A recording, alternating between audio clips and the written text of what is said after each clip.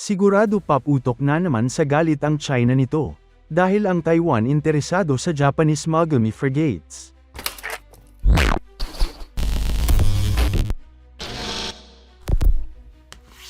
Noong April 18, 2026, nag-sign ng Australia at Japan ng kontrata para sa unang tatlong upgraded Mogami-class General Purpose frigates.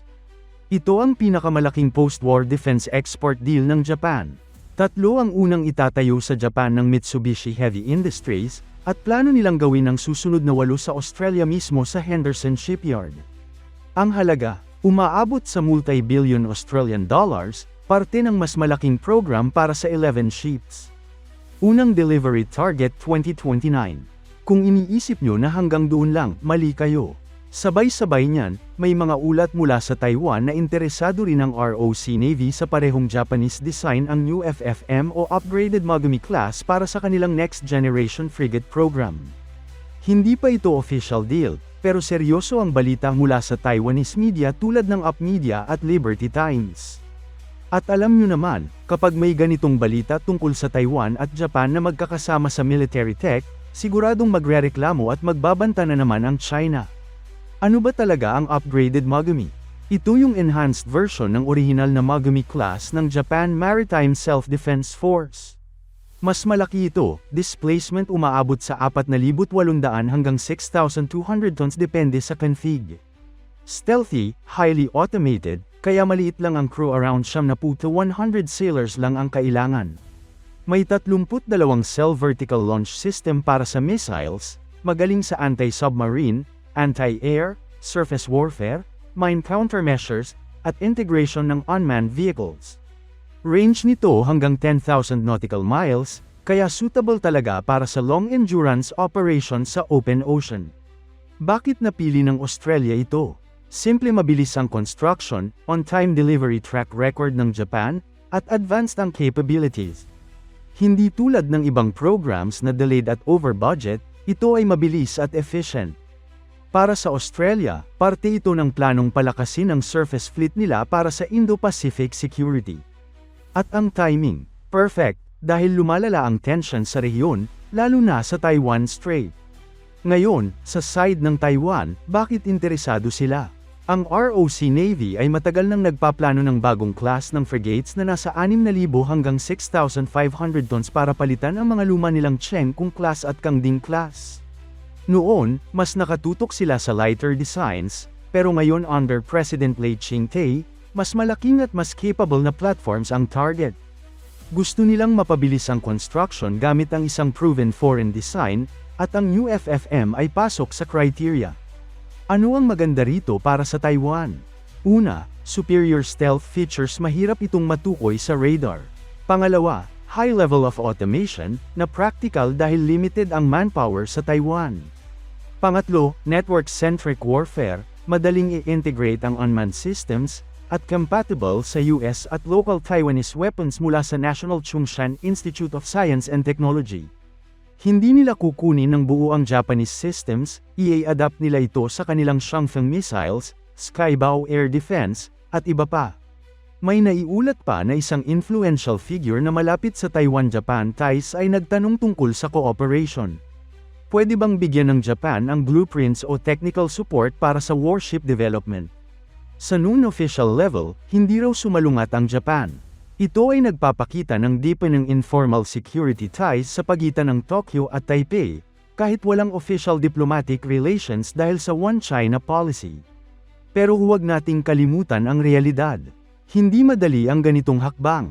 Kahit naisang na ng Japan ang defense export rules nila, ang pagbibigay ng major surface combatant design sa Taiwan ay magdudulot ng malakas na reaksyon mula sa Beijing. Posibleng indirect lang ang cooperation tulad ng design data, technical assistance, o joint development at itatayo mismo ng Taiwan sa kanilang shipyards gamit ang Japanese platform bilang base. Bakit ganito ang sitwasyon? Dahil sa patuloy na pressure ng China sa Taiwan.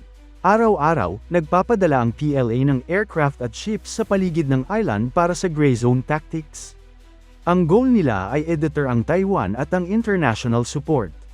Kaya naman, ang Taiwan ay nagpupush ng porcupine strategy gawing mahirap at costly ang anumang invasion attempt sa pamamagitan ng asymmetric weapons, mobile missile systems, at modern surface fleet. Ang Next Generation Frigate program ng Taiwan ay parte ng mas malaking naval modernization. Kasalukuyan, may mixture sila ng old US origin ships at local builds. Kung magiging successful ang pagkuha ng Japanese design influence, magpapahusay ito sa fleet interoperability, lalo na kung may continued US backing pa. Sa bigger picture, ang deal ng Australia sa Japan ay hindi lang tungkol sa dalawang bansa. Ito ay simbolo ng pagkakaisa ng mga demokrasya sa Indo-Pacific laban sa expansionism. Japan, na matagal na pacifist pagkatapos ng World War II, ay unti-unting nagbabago ng defense posture dahil sa threats mula sa China at North Korea.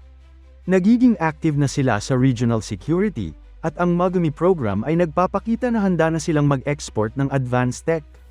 Para sa Japan, malaking achievement ito. Ito ang kanilang pinakamalaking defense export ever, at nagbubukas ito ng pinto para sa iba pang potential partners. Kung magiging smooth ang execution sa Australia, maaaring maging model ito para sa iba, kahit indirect sa kaso ng Taiwan.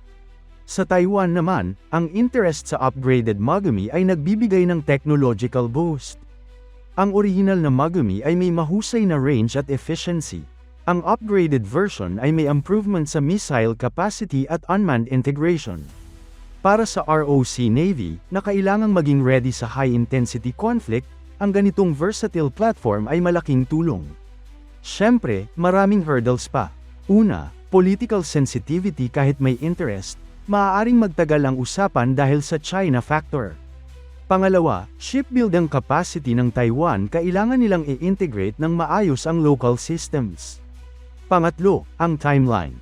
Ang Taiwan ay may sariling light frigate program din, Shanghai Project, na may delays, kaya kailangan balansehin ang lahat. Kahit ganun, ang balitang ito ay nagpapakita ng shifting dynamics sa rehiyon.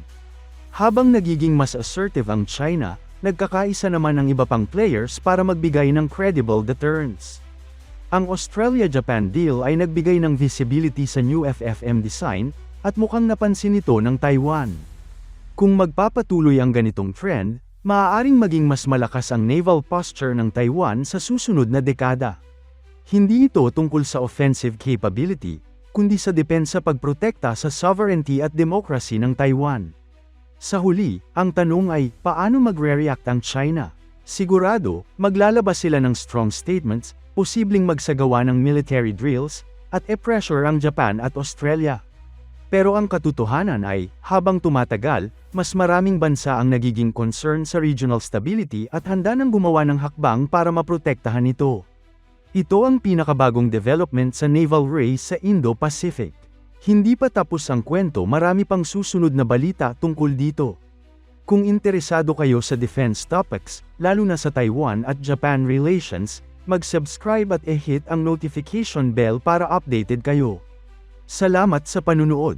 Ano sa tingin nyo, magiging successful ba ang possible Taiwan-Japan cooperation sa frigates? Mag-comment below. Hanggang sa susunod na video, ingat kayo lahat.